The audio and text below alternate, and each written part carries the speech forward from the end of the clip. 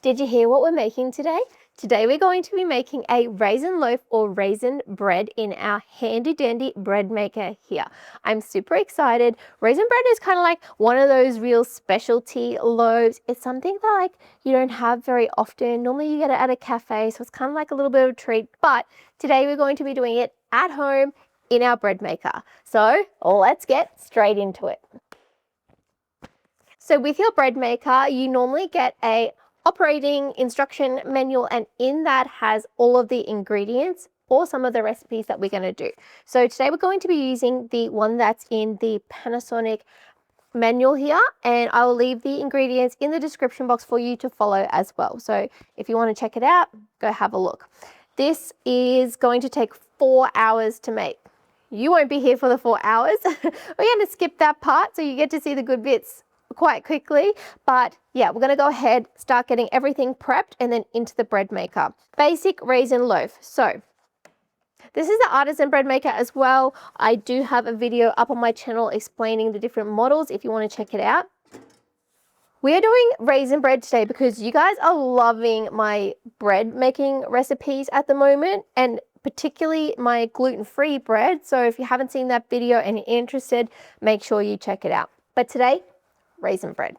Okay, so we are going to weigh everything in here. So I've got my scale here. So when you're baking is very much a science. It's a little bit different to cooking in that, like cooking, you can be a bit more fluid with everything and like add a bit more salt, add a bit more, you know, herbs and spices, whatever it is to your liking.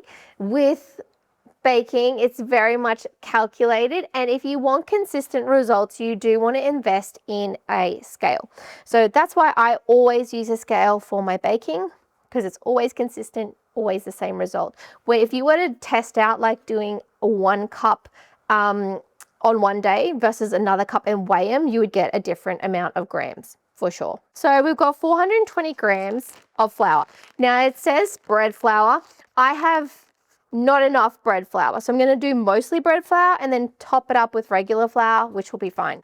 Let's get this in and see how much you weigh. Okay, that's good. So if you don't have enough bread flour like me, you want to try and at least get half, so you're not using majority of regular flour. So this is 300 grams, so that's good. So I've got majority bread flour, and then I'll just do another 120 of regular flour. And with these recipes, you need to add the ingredients to the bread maker in the order listed in the instruction manual or the recipe.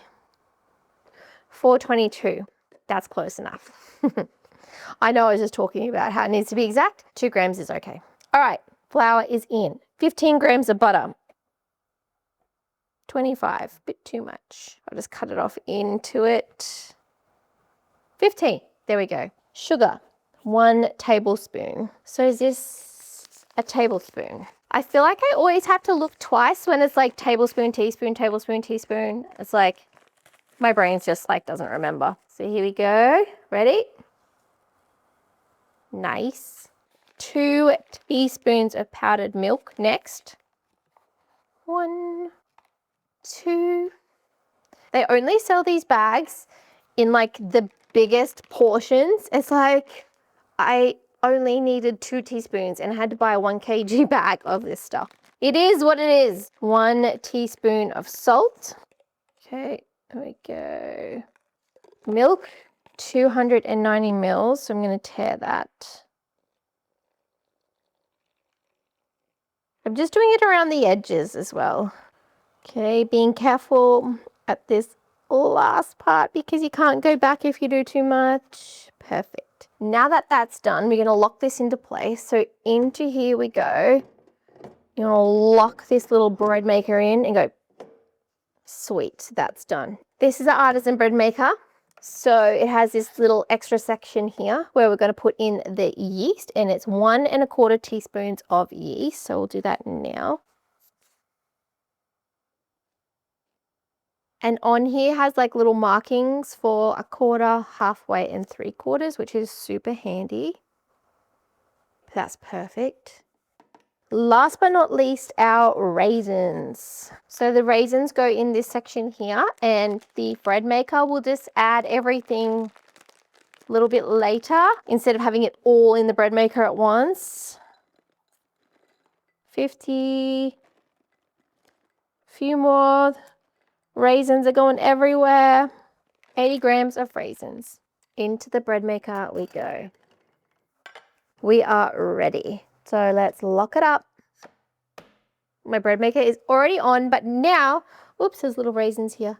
I'll just eat them. Okay, so now all we need to do is press the button that it is. So we're going to press number 3 because that's the menu item that it is. Yep, saying 4 hours. We can choose the color of bread that we want, the crust, so we either light or dark, and I'm going to press the dark one, and the size is a medium loaf. That's what I've done, and I'm going to press start, and now we wait. That is the awesome thing about bread makers, is that it just does the work for you. I'll see you guys in 4 hours. Bye. Our bread is finished. Our bread maker has just been beeping at me, so I'm just going to turn it off and we'll get our bread out. Ooh, smells good. I wish you could smell this, honestly. There are few things that smell better than freshly baked bread. So you want to get the bread out of the bread pan while it's still nice and warm. Careful not to burn yourself. You can already feel that it's just come out. Ooh, put this down here. Oh, that looks so nice. Okay, I'll pop this back in for the moment. Okay, here is our beautiful loaf of raisin bread. While it's like this as well, we want to get some butter and just put it on the top, and that'll give it that really nice shiny look. Okay, we can use the butter that we didn't use earlier. So just go ahead and push this on like this. Not sure if you can hear, but there has been a storm roll in while this has been baking. So we have literally been baking up a storm. It's gotten really dark and overcast, so it's perfect time to have our bread. That looks beautiful. Can add a little bit more butter over here if you like. And this is just pretty much for appearances. Make it look extra tasty, extra delectable. See, doesn't that look better? Honestly, there is something about the shiny bread. It just looks more delicious. Let's get a piece going. I'm so excited to see what's inside. Yum. Cut us off a nice big chunky cafe thick style raisin bread. Don't know if you can see the steam coming off of this. Check it out. Let's put some butter onto it. My mouth is watering. I'm so excited to try it. The bread is like soft, pillowy, spongy. Smells incredible.